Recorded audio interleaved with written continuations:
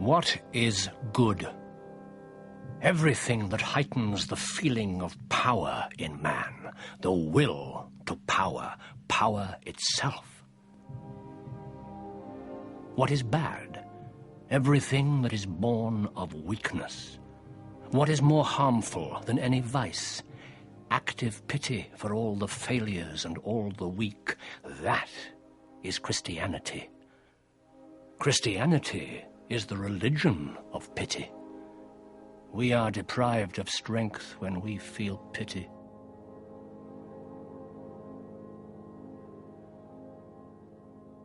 He had these great plans to transvalue all values. That was his project, and the books he wrote, The Antichrist and the Twilight of the Idols, were part of that project.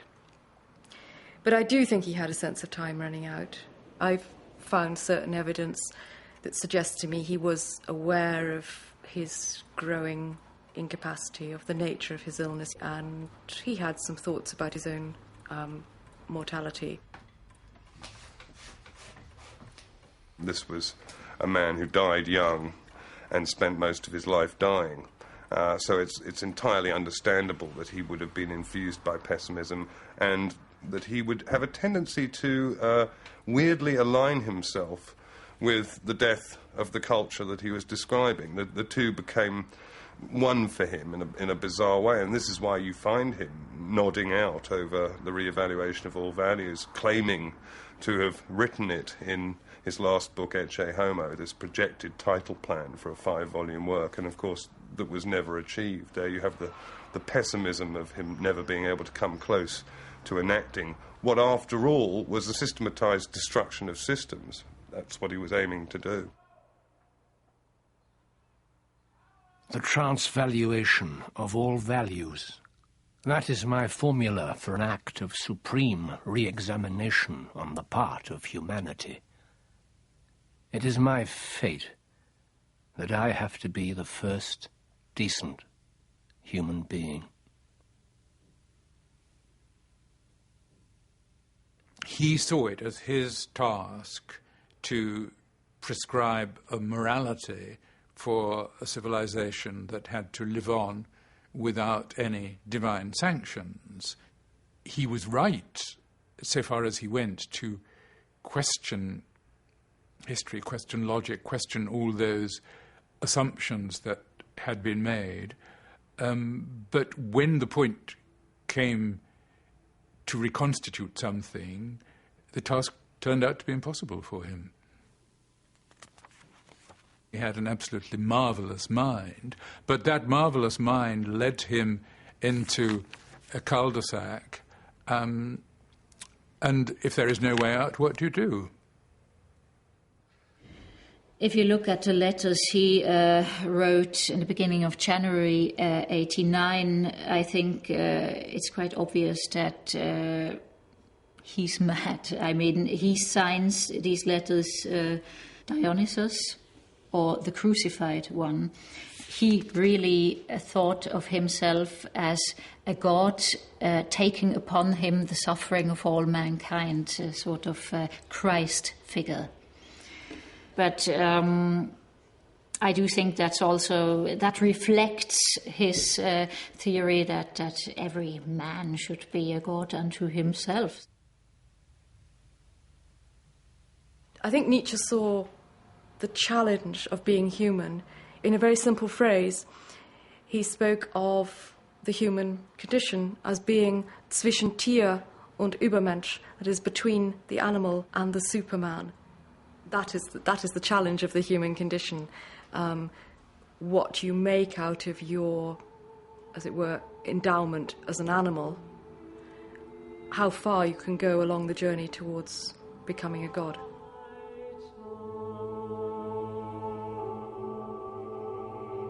In January 1889, Nietzsche collapsed in the street in Turin, somehow overcome with sympathy at the sight of a horse that fell, overburdened or slipped on ice. But anyway, the horse fell, and Nietzsche went over and put his arms around the horse. And of course, Nietzsche has always been known as the philosopher against pity. but he was able to express in one of his last gestures to the world profound sympathy for the living condition that animals and human beings share. Nietzsche's last sane action had been to affirm his identity not as a god, but as a man full of human weaknesses. Soon after his collapse in Turin, he was moved to an asylum and then back to his mother's house in Germany.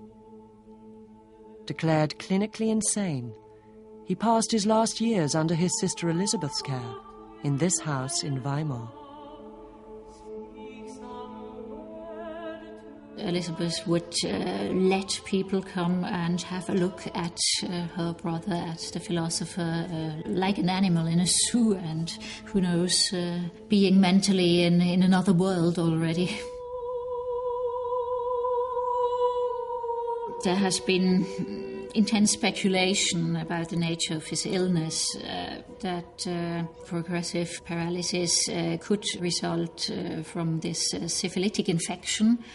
But there are certain things about that diagnosis which don't fit in. For example, his living as more or less a vegetable for 11 years. That's an enormously long time for a person with that paralysis to go on living. In 1900, Nietzsche died from a stroke. Over the next 30 years, Elizabeth took control of her brother's literary estate, including the unfinished Transvaluation of All Values.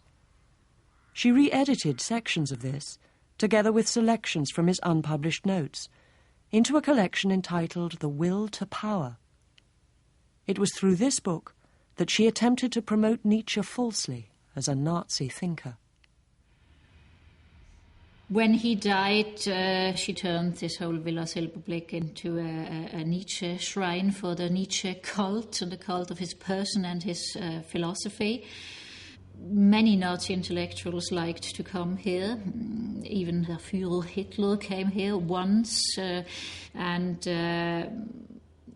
she saw to it that Nietzsche became something like the official philosopher of the Third Reich, which was ludicrous because he hated all kinds of nationalism. One could say Nietzsche was one of the first real Europeans. It's immensely tricky discussing the question of the relationship between Nietzsche and German fascism.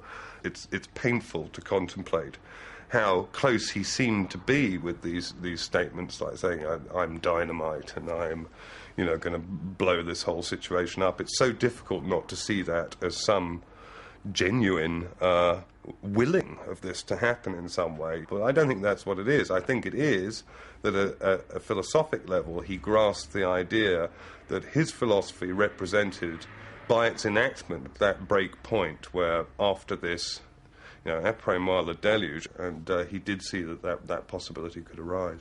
It seems so ironic that Nietzsche should have been taken as a proto-fascist thinker at any point, because, of course, what he's most emphatically against is anything that denigrates the individual in that way.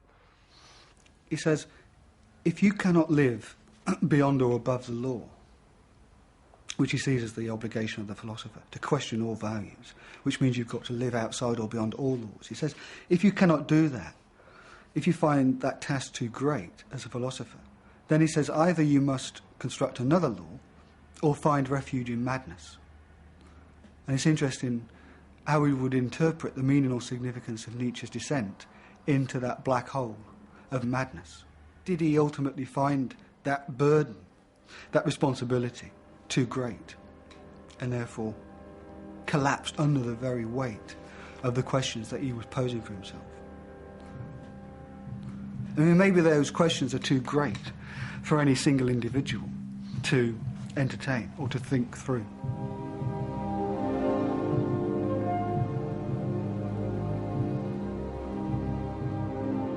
The finest virtue of the great thinker is the magnanimity with which, as a man of knowledge, he intrepidly, often with some embarrassment, often with sublime mockery, offers himself and his life as the supreme sacrifice.